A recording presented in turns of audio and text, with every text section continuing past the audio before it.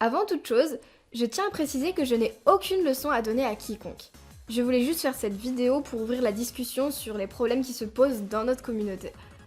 En effet, dans beaucoup de mes vidéos, je reçois des commentaires, positifs ou négatifs, mais qui m'amènent au final à comprendre que même les gens au sein même de leur propre communauté ne la trouvaient pas toujours aussi extraordinaire que ça. Alors voilà, je vous ai demandé vos avis et je les ai tous regroupés, pour au final qu'on exprime enfin officiellement ce qui nous déplaît.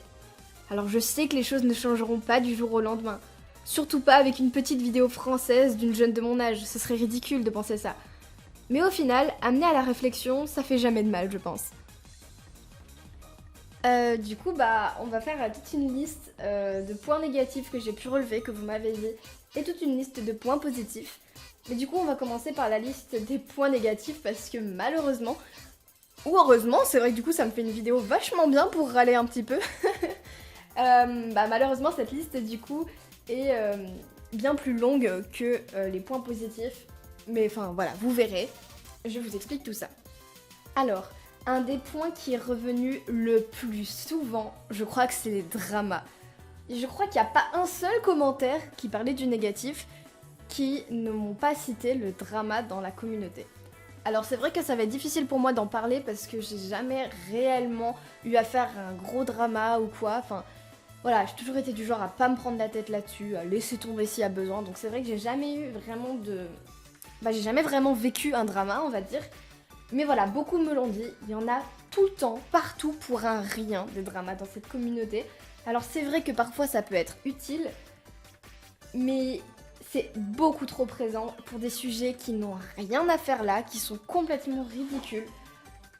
Alors c'est vrai, il n'y en a pas que dans cette communauté, mais apparemment, les dramas sont extrêmement présents dans notre communauté. Et donc ça, c'est quelque chose qui, limite, qui gâche un petit peu l'extraordinaire communication qu'on peut avoir dans ce fandom, que je trouve extrêmement dommage du coup, parce que ça gâche. On dit, la moindre chose qu'on peut dire va être transformée en drama. Dès qu'il y a quelque chose, tout est exagéré, etc. Et ça, je trouve ça en effet extrêmement dommage. C'est vrai que j'ai pu en être rapidement témoin, mais j'en ai jamais fait partie.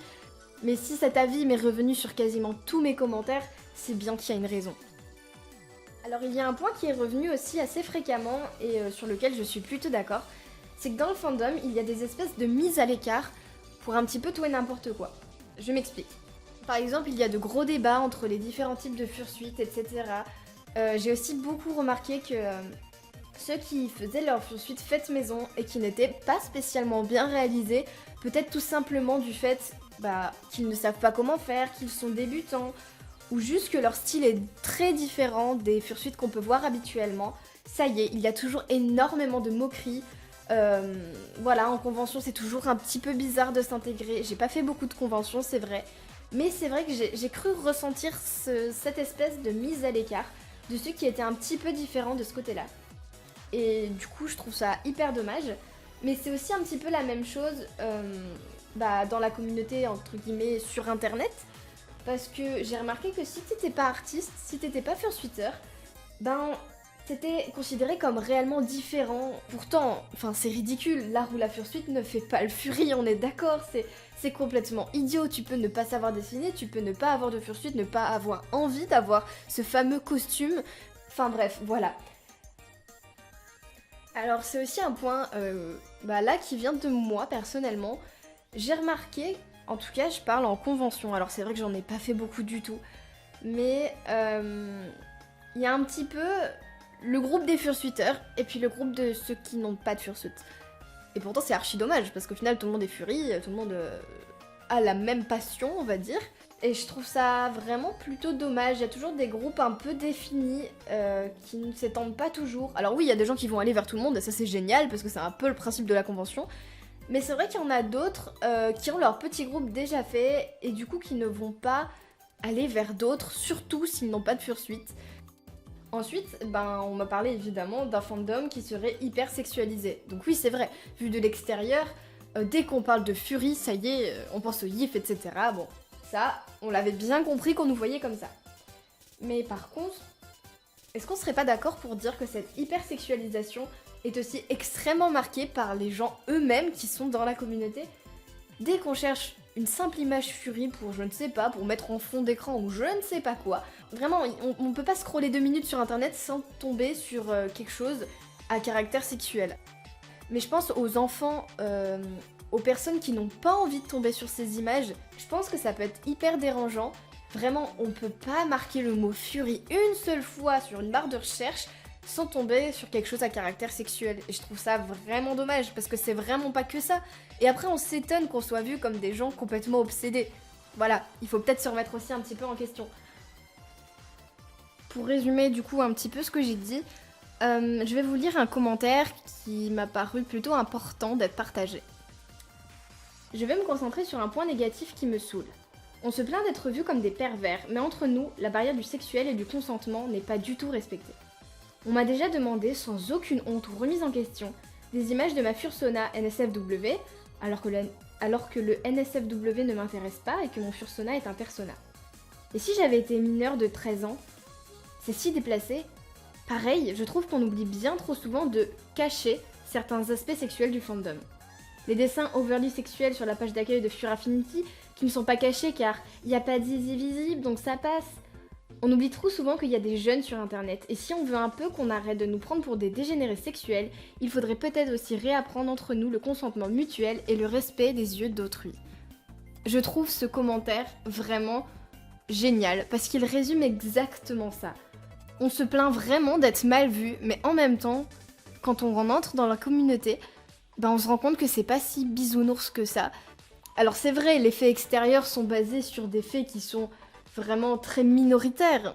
Mais quand on y réfléchit bien, la part du sexuel est quand même énorme dans cette communauté et ça on pourra jamais l'enlever.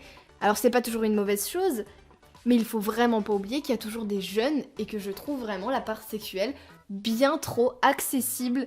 On nous oblige presque à voir ça quoi. Puis pareil, les personnes qui demandent sans aucune honte, alors je pense que ce n'est pas le cas que dans la communauté Fury, mais moi-même, j'ai déjà été victime de personnes comme ça. Alors moi, je coupe court le chemin, je bloque, parce que j'ai du recul là-dessus. Mais imaginez des jeunes qui sont juste curieux, qui savent pas trop, qui sont naïfs. Ça peut être compliqué. Et comme de toute façon, on n'a aucun moyen d'interdire des jeunes de rejoindre un fandom, et de toute façon, je trouverais ça très dommage, il faut faire en sorte de protéger tout ça et de... Enfin voilà. Bon, et si on passait un petit peu au point positif de tout ça ? Alors, ce qui m'a été le plus répété et que je trouve extraordinaire, c'est l'immense créativité qu'il y a dans cette communauté. Entre les histoires, les univers, les différents personnages, les différentes espèces, les costumes, les vidéos, les musiques, tout ce qu'on veut, il y a une diversité de malades et des artistes, mais tous plus extraordinaires les uns que les autres dans cette communauté. Certaines personnes ont notamment réussi à faire de l'art leur métier, alors que c'est tout sauf facile. Travailler dans l'art et réussir à gagner un minimum sa vie, c'est très difficile. On a beaucoup de chance parce que dans notre communauté, l'art est extrêmement valorisé. Il y a peu de communautés qui donnent autant de valeur à l'art et pourtant l'art a énormément de valeur, donc ça c'est vraiment un point archi positif. Il y en a aussi qui m'ont expliqué que ça leur permettait, du coup, grâce à cette liberté de création, de se surpasser, de tester de nouvelles choses, d'avoir beaucoup de conseils et d'avoir quand même une assez grande visibilité, donc c'est ça qui est cool. Mis à part le côté artistique du coup, on m'a bien expliqué que quasiment tout le monde trouvait la communauté relativement soudée et solidaire. Si quelqu'un n'allait pas bien, il y a toujours quelques personnes qui sont là pour l'aider. Les groupes sont quand même tous relativement agréables, bien évidemment il y a toujours des exceptions, mais voilà. Tout le monde est plus ou moins ouvert aux rencontres, ça favorise vachement la mixité et le mélange de tout le monde, peu importe qui on est, donc ça c'est vraiment super cool. Un gros point positif aussi, c'est que bien évidemment, vu qu'on est représenté par le biais de notre personnage, on se sent bien moins jugé que dans la vie réelle. Et donc voilà, ça c'est un petit point positif qui est presque évident, mais ça fait toujours plaisir à entendre.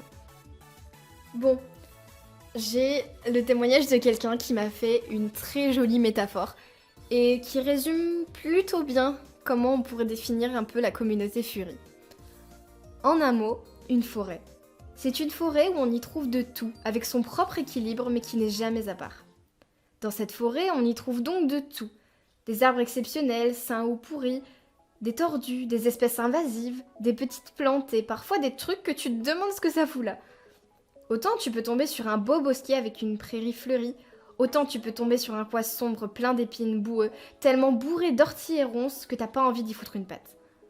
Parfois, tu vois une belle petite clairière qui paraît parfait pour un pique-nique.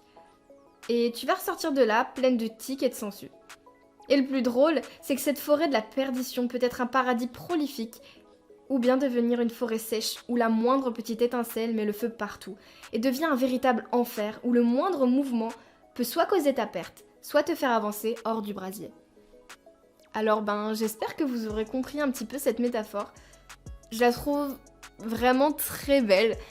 Du coup voilà, j'espère que cette vidéo vous aura plu. C'est vrai que c'était une vidéo assez osée à faire. Mais en tout cas, j'espère qu'elle sera critiquée. J'ai envie que cette espèce de commentaire, que cette vidéo amène à des débats, amène à de la réflexion. Alors bien sûr, dans le respect de chacun, c'est une évidence. Cette vidéo est vraiment dans toute la plus grande positivité possible. Mais voilà, c'est important qu'on communique un peu, qu'on râle quand il y a besoin, je trouve ça important. Enfin bref, voilà, j'espère que ça vous aura plu.